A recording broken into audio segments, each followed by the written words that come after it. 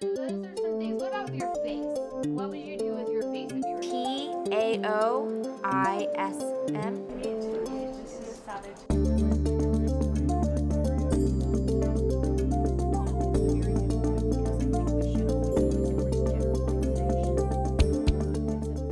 Previous segments in this series have focused on defining the characteristics of autism, creating successful learning environments for students on the autism spectrum, and managing behavioral challenges that may arise in the classroom. But secondary school teachers should know they're not on their own.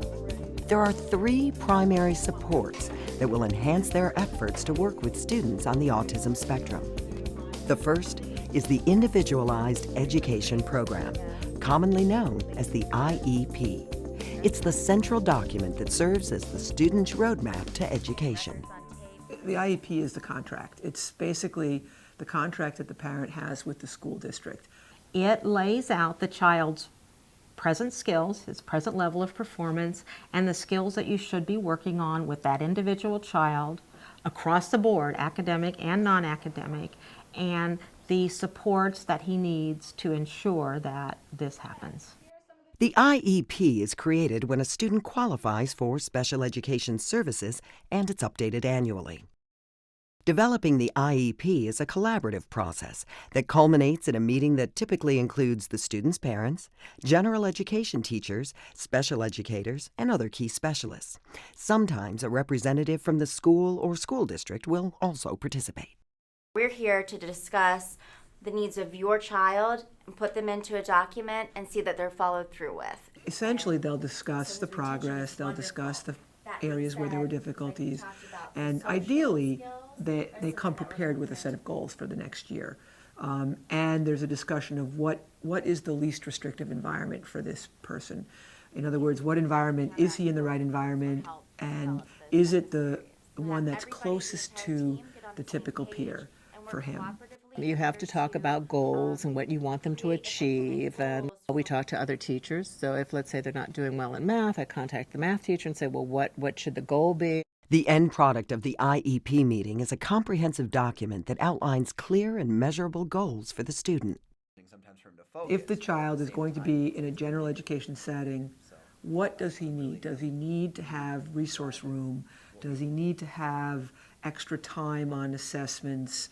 Does he need any other accommodations? All of that is spelled out and discussed. He's having challenges with output of written information, so this is slowing him down, his pacing. Along with the goals like his activities of daily living goals, his speech goals, his academic goals, everything is there on that IEP. The IEP also details the specific strengths and needs of a student in each class. This could include the types of reinforcement that are especially motivating, as well as the classroom supports or modifications that can help the student learn best. If chemistry is the class, the chemistry teacher needs to know what sort of structure or modifications are needed in chemistry. What sort of reinforcement is needed during chemistry? What sort of social communication supports are needed during chemistry? Those need to be spelled out. The general educator needs to know a visual schedule is needed, and the educator needs to know, what does that visual schedule look like? Simply put, the IEP structures the learning process for students with autism to ensure they're reaching their full potential. It's the list of strategies that are likely to increase the learner's ability to navigate your environment with success and with independence. So while it's always work to follow an IEP, the benefit far outweighs the effort, I think, because the problem is if you don't do those things, you will be tied up dealing with behavioral issues, which is considerably more disruptive than creating materials or providing the kinds of supports. Along with the IEP, there are 2 more sources of support for secondary school teachers working with students on the autism spectrum. One is the special education teacher. The first and most important thing that the special education teacher is the guide to the child's disability. the resource to the general education teacher to help understand the student. What are the student's special learning needs? As part of the team supporting a student with autism, special education teachers can assist general education teachers in several ways. One way is through direct classroom instruction. Should you go on the bus? Do you think that would be an appropriate way to act really excited if you're... Let's say the learner has a very difficult time with English, which is often a challenging subject for our kids because of their language issues. The special ed teacher might actually provide special instruction. Another way is by working with general education teachers to make creative modifications to the curriculum. The learner with autism may require a different way of having the information being presented. It may need to be broken down more. There may need to be these note-taking guides that the special ed teacher can help the gen ed teacher in developing. Special education teachers can also help make the IEP as useful a document as possible. The other thing a special ed teacher does is help monitor the IEP. Are we making progress? And if the progress is not being made, then they have to go back and work together as a team to say, why is he not learning this science project? Can we accommodate him differently? Can we modify the curriculum? General education teachers can consult with special education teachers about how to help students achieve their IEP goals. With the auditory memory deficit, definitely use the small group testing and reading his questions to him. It's beneficial to have regular meetings to discuss the student's progress and identify ways to complement each other's efforts. The special ed teachers are wonderful to work with. I've found that they come to me if they have concerns. I can go to them if I have concerns.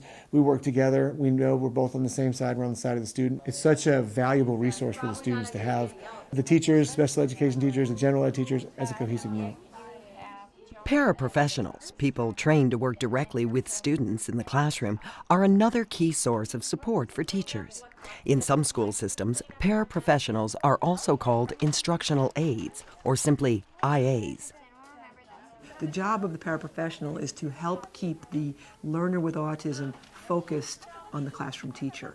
Oftentimes what happens with an individual on the spectrum is when they start thinking about something different, that's it. And so the paraprofessional's job is to keep them refocused, keep refocusing them, and providing the kind of reinforcement they need for the work that they're doing when they actually are attending and paying attention. The paraprofessional can make sure that the student is on task, that he has the materials, that the supports are needed, that if he has questions, our student, that he's prompted to ask the question. Paraprofessionals are not responsible for developing curriculum content. Instead, they should be thought of as facilitators who help students with autism adapt to the classroom environment. You know this one. What do you think he named? Especially with students with autism, I think they are absolutely needed in the beginning as you're setting up. Last year I had a student with autism and he was pretty much an independent learner. The first few times he came, it was a disaster. The writing was on the wall. We needed to get him on track till he got into the routine. So I had asked for a paraprofessional to come in with him. I just needed him there to make sure that he was ready to go, to make sure he had his materials, to make sure that he wrote down in his agenda book the assignments, so that we could get him on the right track. Paraprofessionals are central players in the success of a student with autism. So my message to teachers would be to really form a close partnership with the paraprofessional who's involved with that student, if there is one, and to include them in team decision-making contexts because they have so much information about the small ways in which that learner might be struggling that aren't observable when our attention is divided among 30 students. Parents often find that a paraprofessional, when recommended for their child, can make a meaningful difference. Paraprofessionals for Paul have been very supportive. They help him stay on target. They help him organize his work. He has abysmal handwriting, and if notes have to be taken quickly, they'll do it for him. They help script him when he gets in trouble a little bit. You know, Paul, why don't you go tell that girl that you didn't mean to do that? Or, Paul, maybe you should go take a walk out in the hallway for 5 minutes so that you can regroup right before something is going to happen. By using these sources of support, general education teachers will be better prepared to teach students with autism and to benefit from it. Some days, the challenges of teaching students with autism may be great. In the end, however, the rewards are far greater. I smile when I think about most of my experiences with my autism students and the gifts that they've given to me. But more particularly, the gifts that they've given to other students. Nobody's normal. There's no one normal person. Everybody's got their own quirks, and that's what makes everybody interesting. And so this is just another dynamic of interesting. They're fun to have in the classroom, and they can contribute to the class just like anybody else could. The first time I was told I was going to have an autistic student in my classroom, I went, "You've got to be kidding me." I thought I was really a little bit taken aback. It is one of the most rewarding experiences I have ever had. For additional information and resources, please visit the Organization for Autism Research website at www.researchautism.org. For answers to more specific questions, contact the head of the Special Education Department at your school or your district's Office of Special Education.